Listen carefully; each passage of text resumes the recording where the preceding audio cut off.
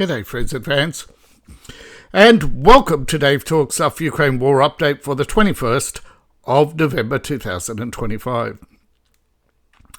I'm your host, the author David Applegate, author of the books The Boyhood of Cade, Power Games, Into the Elsebound, and The Erotic Tales from the Empire, Part 1 out now, Part 2 coming soon. Thank you to all those who support the channel. You can support the channel through the links in my link tree. Now, how bad is it? Well, Donald Trump has put together a peace plan and presented it to Moscow and Kiev. Now, Zelensky, as of 2 hours ago, has given an official response that he is willing to work with the US to end the war. However, the Ukrainians have also leaked the draft proposal, and the Western media has, of course, had a collective fit, followed by Europe having an even bigger hissy fit. Russia has not exactly given a clear indication, but the left in America is again talking about capitulation and Russia. I'm sorry, but the collective American left will start a war, protest to end that very war, protest not to fight in that war, but they are willing to send you to fight that war for them. They should be forced to face the consequences of their actions. But until the collective cowardice is ended, that people refuse to stand up to the left, refuse to tear down their exemptions, like how they exempted themselves from Obamacare, how Obamacare was not health care, but a bailout for the insurance companies, subsidized by you, and then endlessly subsidized by you. And then you have to ask yourself, wait a minute, if Obamacare built up all these funds, what happened to it all? All your health care went on illegals, because people aren't paying their bills or buying insurance or can't afford it. Yet when they finally admit Obamacare's a abysmal failure, years after Republicans want to scrap it, it's too late. Nobody wants to collectively hold those people responsible for anything. Not for the Ukraine coup, not for the healthcare debacle, not for the illegal bailouts, nothing. And I feel like I'm shouting into a hurricane. But I shall continue to shout. So as more and more people are taking notice, the Ukraine war is a farce. Now, I'm not going to hold Zelensky responsible for everything. For once in his life, at least, he might actually be aware that there's such a thing as the cost of victory. I think he actually knows what a sore loser Putin is. And if that Putin is not, if peace is not made with Putin soon, Ukraine will pay an even bigger price. And if they try to win this war, they will pay an even bigger price still. I've tried to tell people, but they don't want to listen. It's like trying to tell a solar panel salesman he's in on a scam. He doesn't care. Money's flowing his way. He'll love the scam. Until it costs him his everything, but by then it's too late, isn't it? People want to be fooled. So many people out there want to be fooled about Ukraine. They have no experience in war. And I am telling you, my experience is not directly, but indirectly. I've met people who've gone to war. And they tell you the last thing you want is another war. Particularly over Ukraine. Because most Ukrainians are not going to... Most Eastern Ukrainians want nothing to do with Western Ukraine. And Western Ukraine only wants to take the resources of Eastern Ukraine because they've run out of their...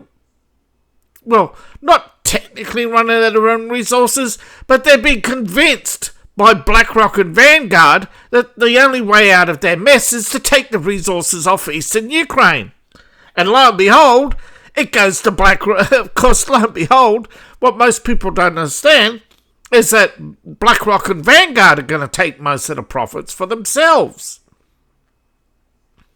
And this might be one of those situations where you go back to the classical liberal Democrats before they became greedy Democrats, used to oppose these big corporations. But then it came George Soros. Now, he allegedly came in the mid-80s or mid-90s. He really started to make a name for himself after 91. Now, it's alleged he was arms dealing with the Iran, Iraq, and other Middle Eastern conflicts. That, in fact, it's him and not this Russian businessman who is the Lord of War. But remember, Lord of War was actually based allegedly on a Russian arms dealer who was Jewish. And that, again, is an allegation because it turns out that there's many hands in the illegal arms trade who seem to all suffer zero consequences of their actions for now. But Ukraine is in a difficult position because while Europe talks about cleaning up corruption, it's more like eliminating the competition and creating a climate of fear and control, where they use the fear of corruption to control everything. And their so-called independent bodies operate within EU frameworks and EU oversight. So it's not really an independent body. And I fear Ukrainians are just so worn down by the endless... and it's because we still have a system where we can't do anything about our leadership when it runs away from us. You know what I mean? You keep hearing from Democrats how they want to hold Donald Trump responsible, but they never have. But did they hold Jasmine Crockett responsible? Did they hold Joy Reid responsible? Did they hold Zohan responsible? All these liars, whether they be in the media or politics, where they get elected on false promises, they promise things they can't deliver, but people don't care. So how could we have anti-corruption and an end to war when people don't care when they're lied to? How can we fight corruption when people only want to steal from the productive? We have real-life cases of failed government businesses over and over again. Yet somehow, this time we'll get it right, comrade. Academics have no real-life world experience. Feminists' obsession with fairness and equally dividing everything up. That's not how humanity works.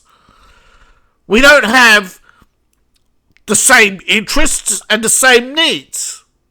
Okay? Baby formula. Why would we divide baby formula equally up when only 6.9% of the population might need baby formula? Why should we divide equally up cars when not everybody needs a car? This is the problem with these people who are obsessed with fair, is they cannot think. They are emotional, and they deliver us failed states like Ukraine because they cannot get rid of their idiotic emotional tendencies. Ukraine is still stuck in that post-communist era where they're still longing for communism simply because they think it only failed because it wasn't implemented right. And that somehow this new direct democracy will save them.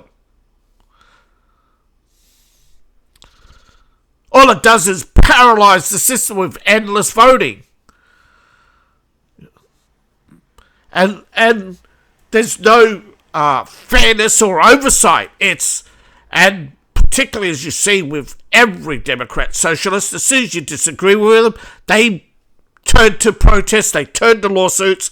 So they're sore losers. They can't grasp the concept that democracy means risking failure. Okay, we have to be able to risk failure.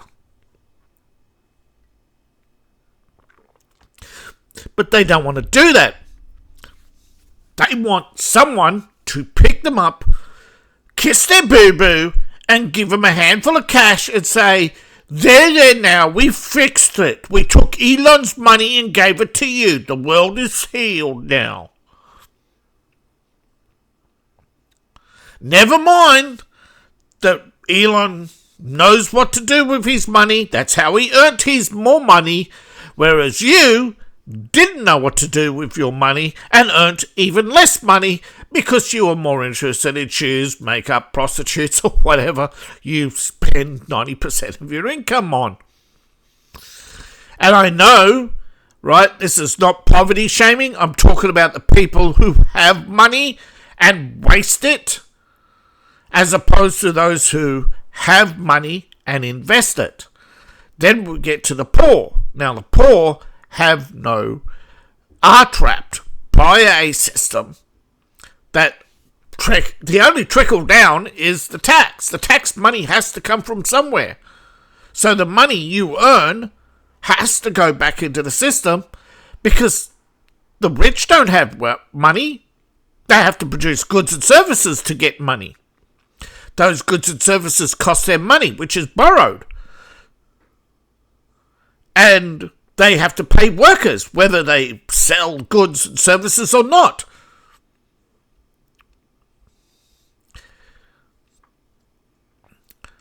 Now, the poverty trap is not created by capitalism. It's created by government intervention. It's created by the idea that if someone doesn't have enough, that you will just merely take off someone else and give it to them. And that is where Ukraine is right now. They're still stuck in that mentality that they are entitled and that they must be given. But, and here's the but, Europe is worse. And they are exploiting Ukraine to get at Russia so they can break up Russia, so they can cuddle themselves and say, nobody's going to threaten us anymore, which is full of garbage. They're just using Russia to distract from all the other failed policies. But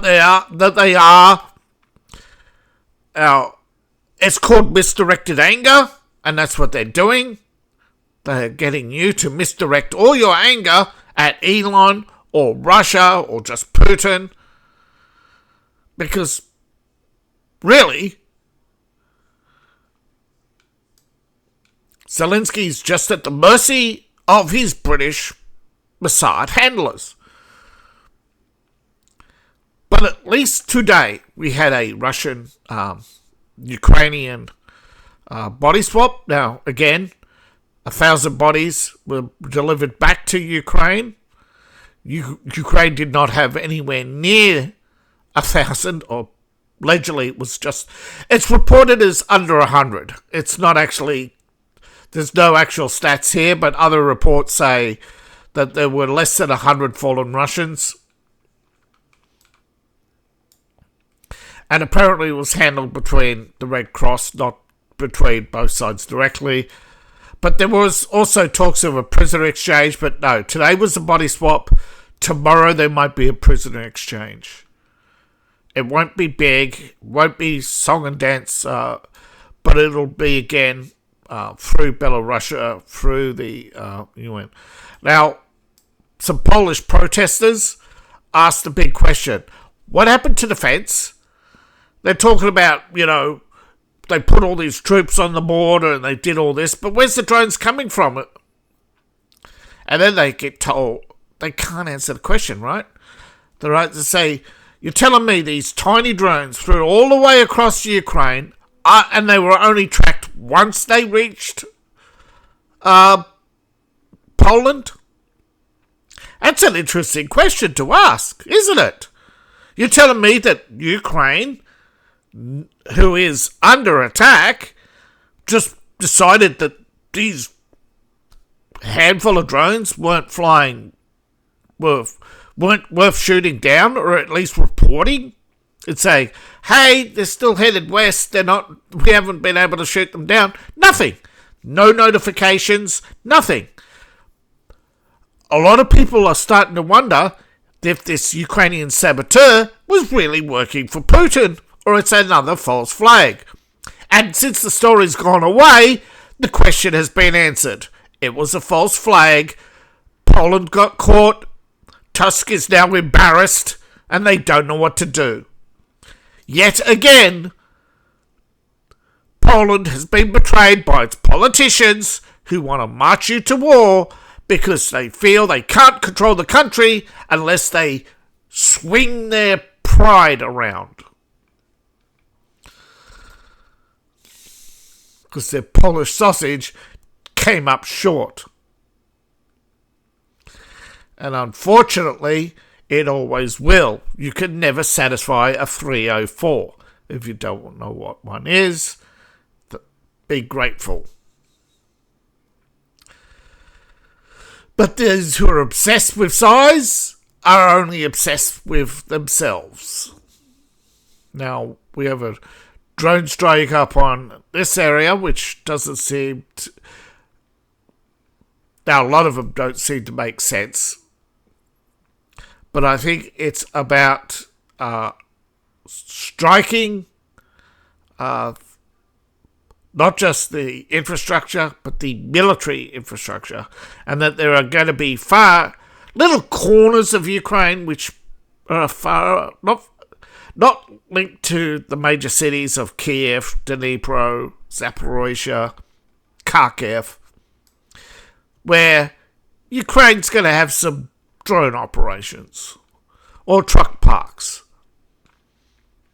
If I was Putin, I'd be hitting truck parks to shut down the convoys. But I'm not Putin. And Putin's doing better than I've done at war games. So I'm merely suggesting that there are other strategies out there. And actually might be that Putin has been attacking truck parks and we're just not told about it. Which is why you see these spectacular explosions outside of Kiev with no apparent military target in mind. Now, Russia has solidified its hold and gained a bit of territory here in the north. They're still fighting here, but, Kupiansk, this has officially fallen. And now the Ukrainians are trying to prevent the Russians from taking Yulovki and Zawiskia. Now, Zawiskia is only being attacked periodically, but the Russians here at Provoskia and Kurviskia. Now, this is known as Kupiansk-Volhynsky. Now, there is no Volhynsky, right? It's just what they decided to call the collective. Because a lot of Ukrainian towns started as these tiny little areas, and they grew together. Primarily during the Soviet era, they were collectivized.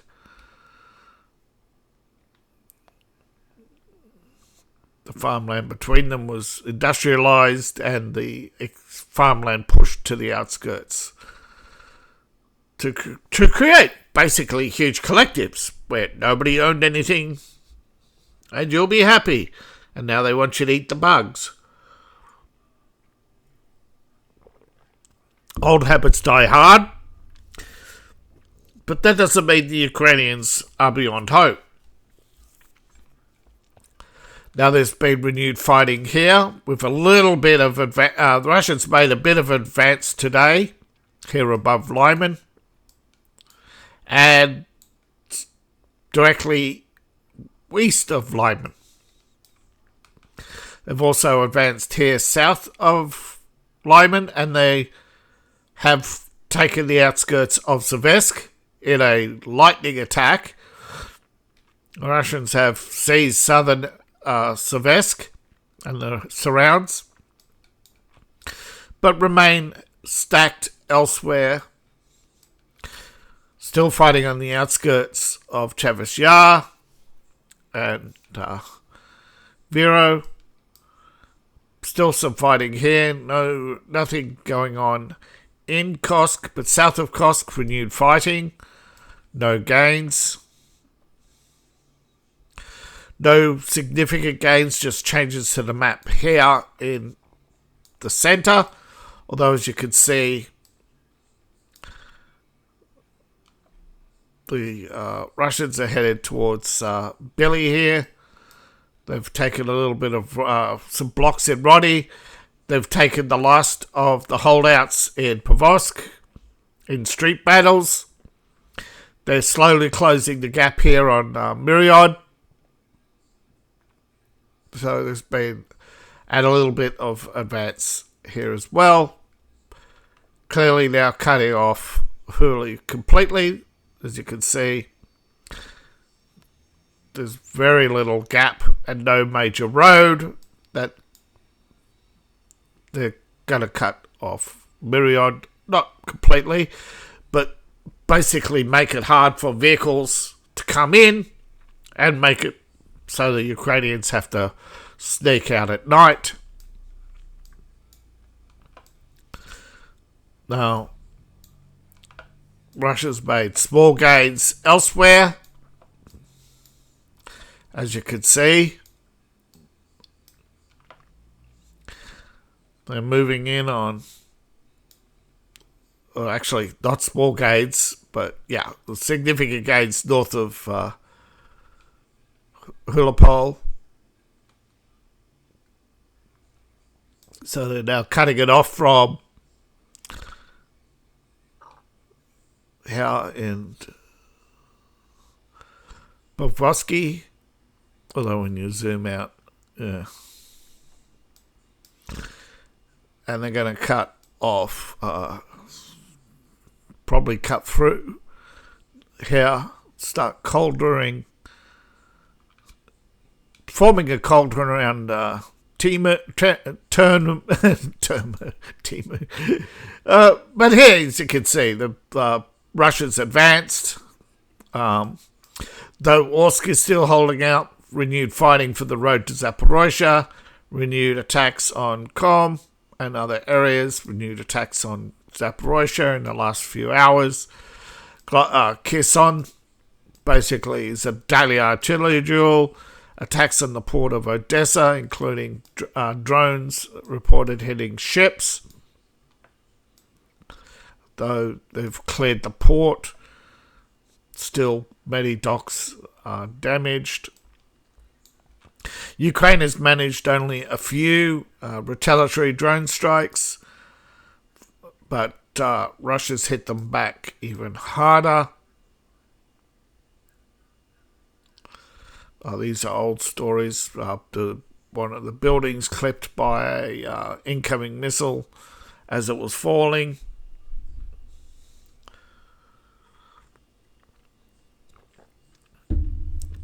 Now, they put a tarp over the missile, but it looks like it was cut in half. That little bit was hanging out the back. It looks like it was broken off. So, it wasn't a direct missile attack. The missile was clearly intercepted, exploded, but the top, can't tell if it's the top half or the bottom half, spun into a building, crashed, pretty much going almost through it before falling to the ground in the behind it. So big chunk out of the building, but the whole building shuttered and collapsed. Now that can happen because of, mass vibration, twisting of frames, inertia, and just general. It doesn't have weakness of material. The material can't stand up to such a high velocity impact. It was never intended to have a catastrophic impact of that magnitude. But to lie and say that Russia deliberately targeted that building, well, see, that's the problem, isn't it? The lie will get its boots, will have its running shoes on and race around the world because so many people want to be lied to. They want sensation. They want their drama. They want their drooling. They want their foaming at the mouth and condemning. Basically, they want their 2 minutes of rage every day. You're being conditioned to be Orwellian rage baiters. You are constantly fed rage bait on social media.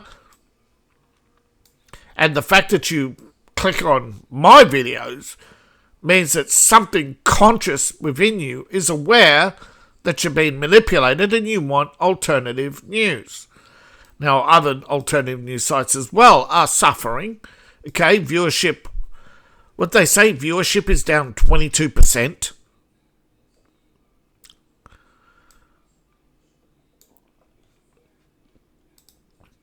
But Zelensky has discussed the US plan with the US Secretary Daniel Driscoll in Kiev.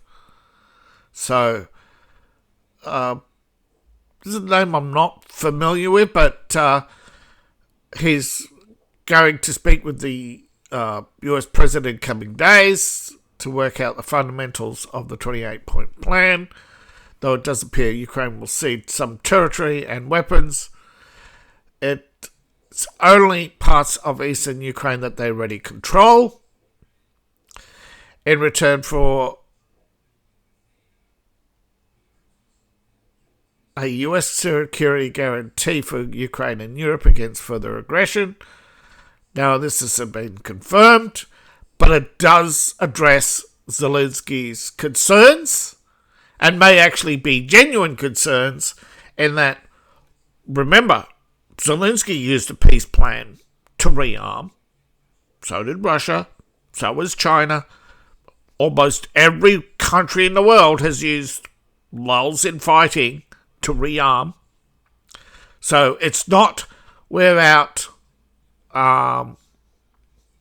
stretch of the imagination. Well, that's actually, the building was clipped here, but the rest of it collapsed and the fire broke out. But it was a broken missile that was actually tarped and hauled away. According to witnesses, it was broken. Now, the Ukrainian parliament leaks like a sieve. It's a den of vipers, so you shouldn't be surprised. But this was apparently to embarrass Zelensky, because although the media is framing it as generous terms. Yeah, that's how war works. The winner gets the bigger piece. Apparently, details emerged after the UN ambassador told the UN Security Council that the US had offered generous terms, including sanctions relief. Now, apparently, this is a oversimplification, that there are targets that Russia has to meet. There are guarantees of sanctions being lowered only if Russia, though Russia has continued to gain ground. As I said, it's not just in Zaporozhye, but yeah, they've taken a huge chunk out of Zaporozhye today. Yeah.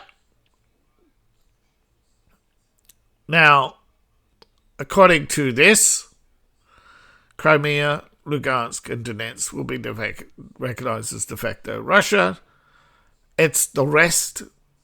I believe that the rest are up for negotiation, that there are wiggle room, right? As Ukraine gets to line item a few things, Russia gets to go to its people in Donetsk and say, hold up the document and say, we won on your behalf. This is the thing. I mean, you look at the alleged peace proposal in 1944. It was, and I still would have considered it an opening negotiation, right, to withdraw. But there was talk also in 1943 of a withdrawal from France until the attacks. So things are not always what they seem to be. So we cannot know until we get an official response what happens to the other territories. Reuters getting pissed. I thought I turned off.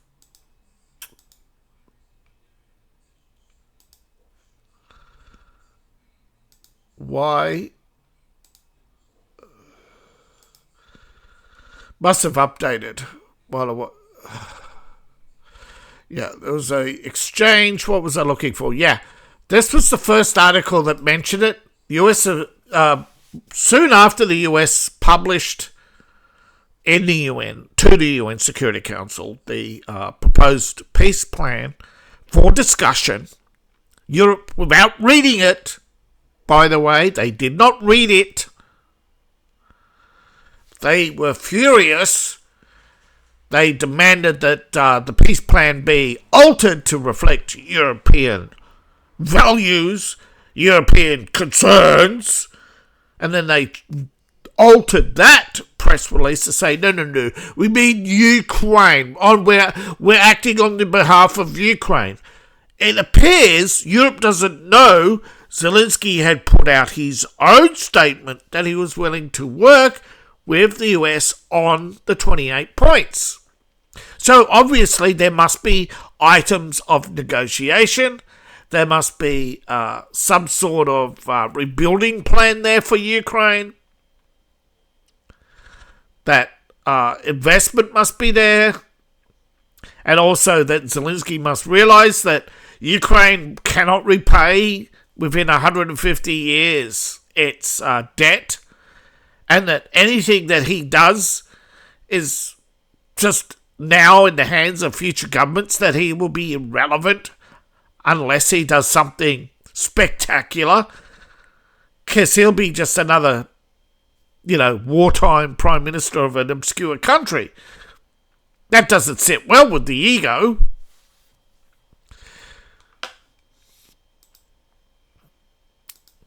Now, this shows you that the Russians put out a Ministry of Defense statement that's been confirmed. Now, Ukraine fired 33 drones. Now it says that all were shot down.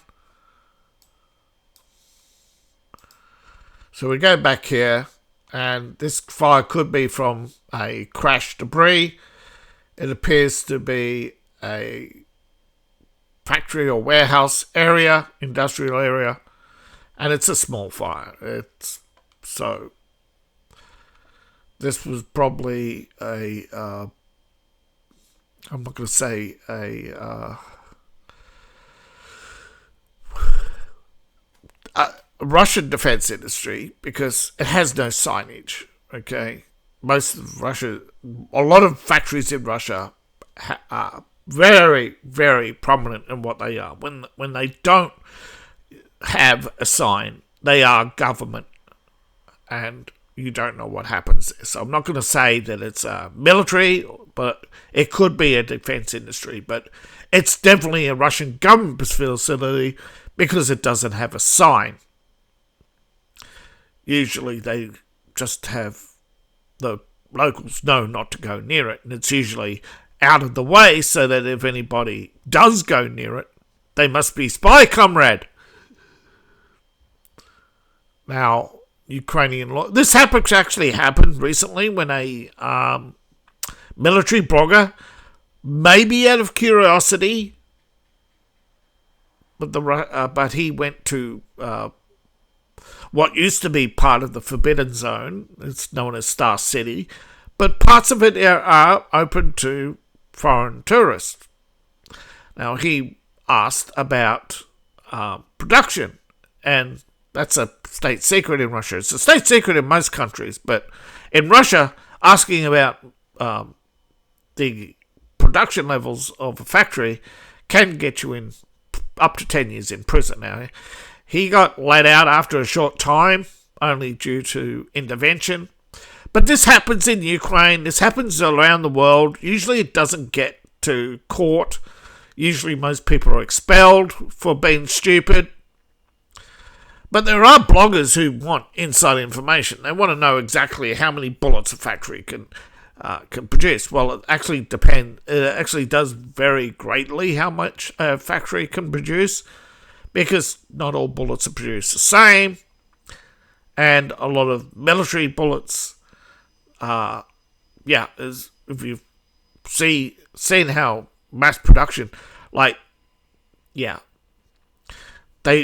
purposely take into account, right? They don't produce high quality armor piercing shells, except for some factories do, and they go to specific units, to snipers, or in the case of the US, a high velocity 50 caliber magnesium tip is going to go to a A10. You're not going to put it in the hands of an ordinary civilian. Load up 500 of A10 or a M2. Actually, I don't think the M2 50 cal is in production. I think they're skipping the M2 and they want to go to the M3 50. But yeah, the M2 I think is still. I think the M2 is still 35 millimeter. I think the 50 cal armor piercing is only for the A10. I think the other. Yeah, I don't even think. I think, although there's the boys, but I don't think the Marines use that anymore. I think the Marine 50 cal system is different. But yeah, the anti-material rifle, there ain't that many. But recently, it was revealed that the M2 with 35mm armor-piercing rounds can destroy most tanks, possibly even the T-90.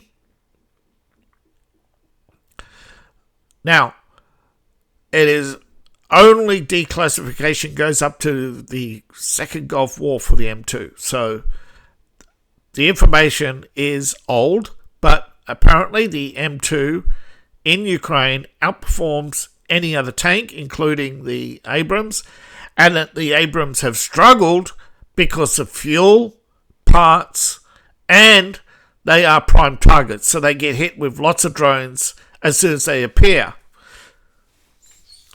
Now, the M2 is under search. Same with the Striker. The Striker under search for replacements.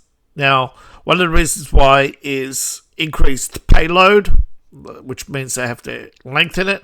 But the problem with lengthening it is a lot of ships are specific to the current size of the vehicles, particularly the M2 and Striker, one of them for marine transports. So the Navy has to undergo changes as well. So you can actually see, right, just from just one little change, right, changing the caliber can affect the outcome. Because if the US right now stop producing the 35mm, Europe and particularly Ukraine won't have ammunition for much longer. So the war is weighing down on US military in many ways, because now they have to still produce ammunition they don't want or need and delay improvements. Now, it's likely that they'll compromise and delay a lot of their upgrades. But isn't it weird? And politics and jobs and so many factors go into this. You have to really seriously consider what is the price of victory. Democrats didn't want to answer this question ever, but when we look at it in Korea, the price was 1.1 million US lives. Vietnam,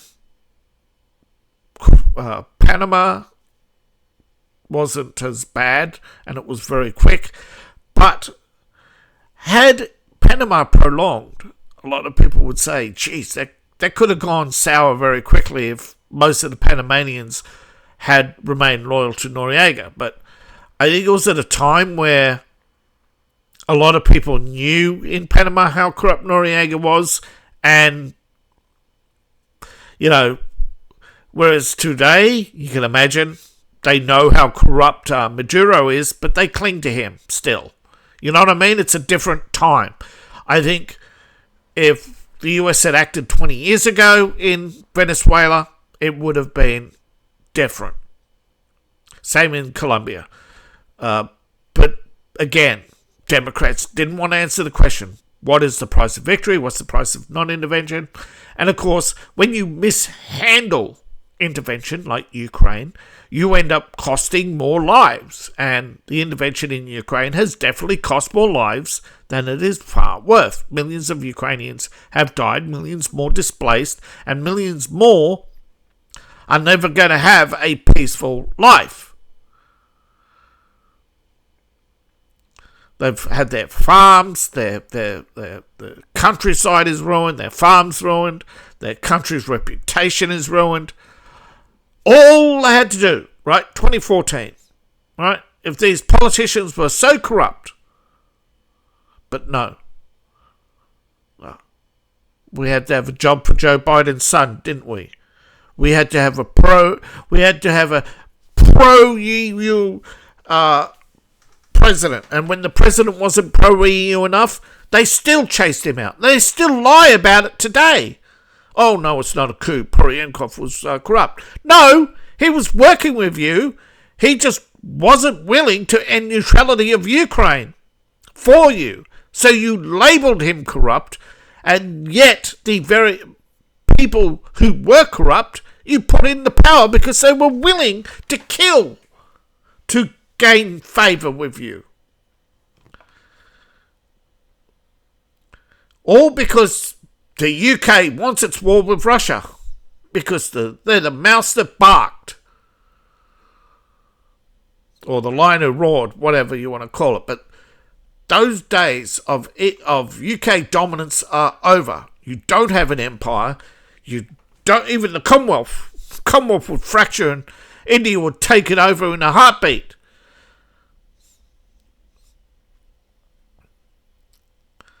Most people no longer want war. They do not see glory in it. They do not see benefit to it. The only time they want war is to push the foreigners out of their own country, just like when India pushed the British out of push the British out. Now people are saying, well, isn't it time we push the Indians out? Because they clearly only push the British out to take their place in the world, not to be independent. And I think it's the same in Ukraine, right? The Ukrainians didn't push Russians out because they wanted independence. Well, maybe they did in the beginning, break off. But right now, they want to be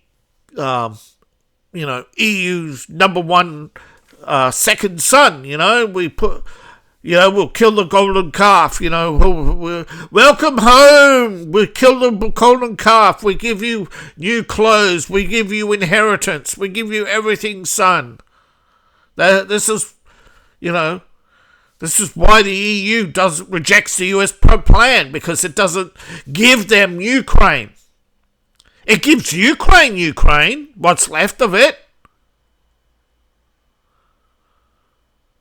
But it's capitulation, says the French. Why? No concessions from the Russian side. Yes, they have. They're ending the war. They're taking responsibility for the territory they've taken. That territory doesn't want to come back to Ukraine. That territory would rather have Russian Paris than go back to Kiev rule. The EU is not interested in what the Donbass has to say about its future. They didn't even ask Ukraine what they wanted. They just assumed, you want to be our second son. You want to be our little boy. Yes, you want to be a good little slave to the EU. Just like how the Irish threw off the yoke of the British Empire and then says, please enslave us, Europe. Yes, we'll take your mass migrants. Every politician and this is why people don't like politicians anymore, because they're realizing that it's the uni party. That's why so many pin their hope on Trump, that it'll end this stranglehold of politicians and actually get people with experience and trustworthiness and accountability in office. And not just in office. We already have Rupert in the UK calling for a sweeping of the civil service to get rid of the career-minded. Those who sit there with their little empires of paperwork and bureaucracy, that everything has to be procedure and approved by the establishment. No. When a politician is elected, that's the approval. Not the approval of the civil servant. The civil servant's job is to say, yes, minister. Not to say, but, minister. But Russia has yet to make a formal announcement. But Moscow has said they want a meeting. So right now, they have not said what they think about the plan, but they will discuss behind closed doors the plan. Now, apparently the draft was presented yesterday. This agreement has a 10-year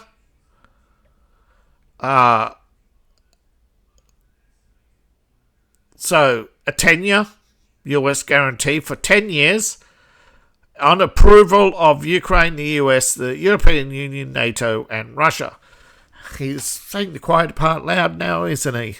That EU and NATO are two separate entities, and that Europe is fractured.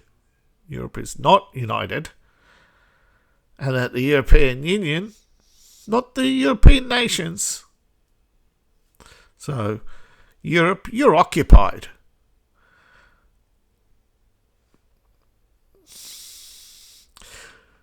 Of course, a lot of people in Europe used to say how much they didn't want the US in Europe. Now they're begging the US to stay in Europe.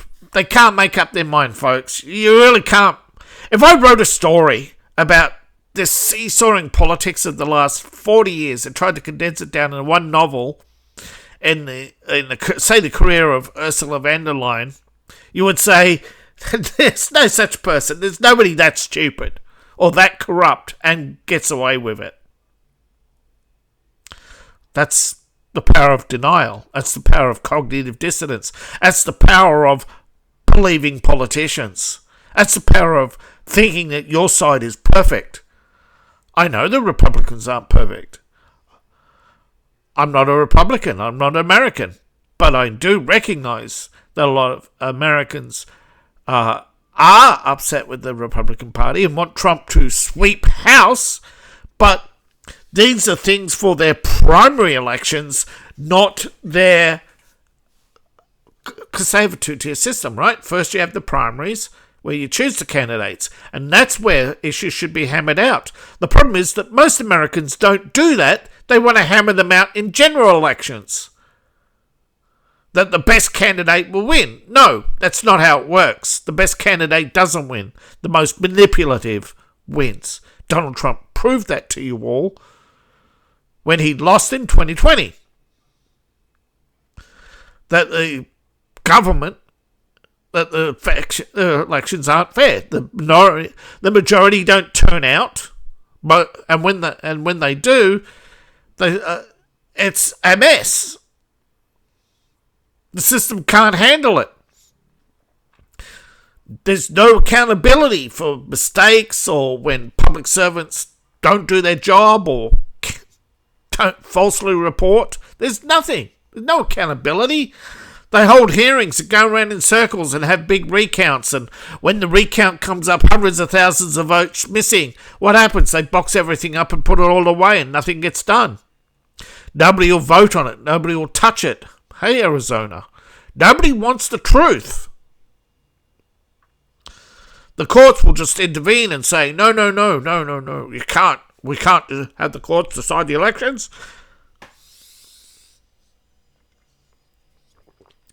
But yet the Democrats run to the courts all the time.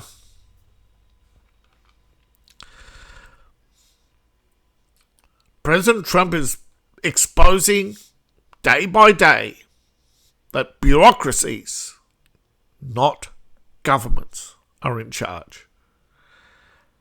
And that's why the media is freaking out, because the media is paid by the organisations. They get their money. ABC, was it ABC? Yeah, I think ABC yesterday admitted they're $1.2 billion a year down on political advertising because Republicans and some Democrats won't pay them. But as you speak to insiders and you ask them, well, where are these political ads? No. That's the thing, isn't it? They're only paying them. It's paying them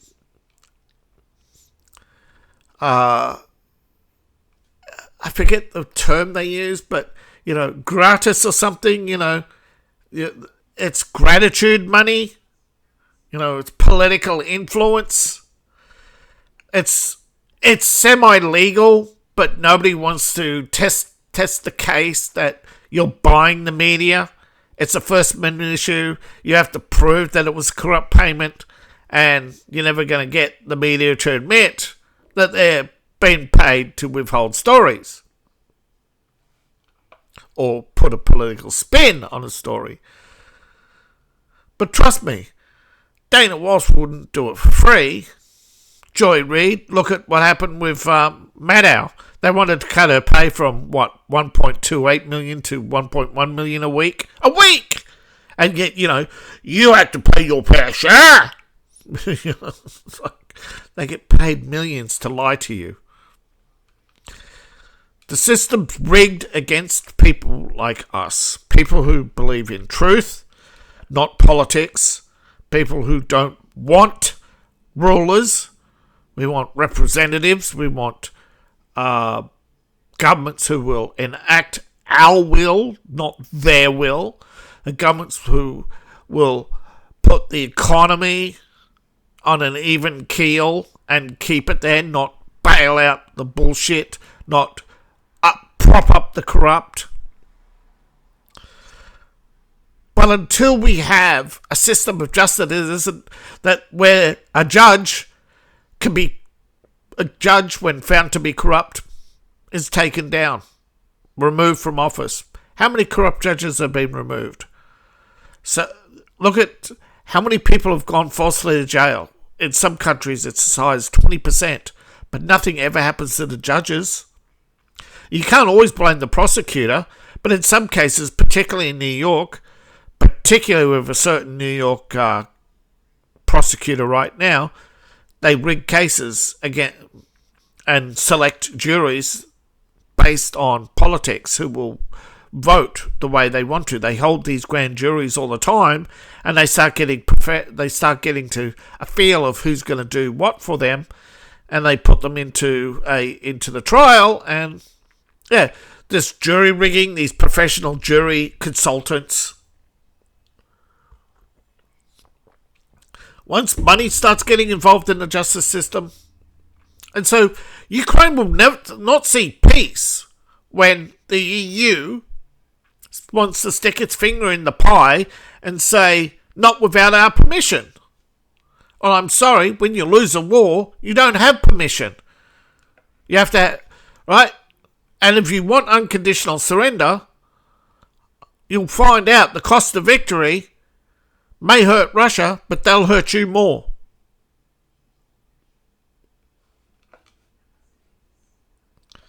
That's the cost of victory. And you may want your revenge on Russia. Too bad, so sad, you're not going to get it. They'll always outsore loser us.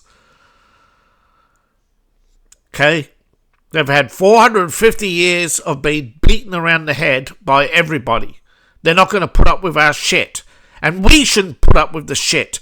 Because the Napoleons of this world didn't just ruin lives for Russia. Hitler didn't just ruin the lives of Russians and French. He ruined the lives of Germans. Napoleon, Robespierre, they ruined the lives of France. Marx ruined Marx and all the Labour politicians and permanent union leaders. They've all ruined the lives of British people. The corrupt crown, the inept politicians. Ukraine is just a blip on the map to them, a chess piece in the game of power. And until we have a courageous population that will say, Dave, what do we do? Well, first thing, end the Ukraine war and start ending career politicians, term limits, open elections, open count. Thank you for watching. Please like, share and subscribe. Please support the channels. You support the channel in a number of ways. First off, Ko-Fi and Patreon. But of course, my preferred method is you buy my books. But of course, I also have merch. Links in the link tree, which is found in the description below, profile, or scan the QR code on the screen. Thank you for your time. I really appreciate it. See you in the next video, and bye for now.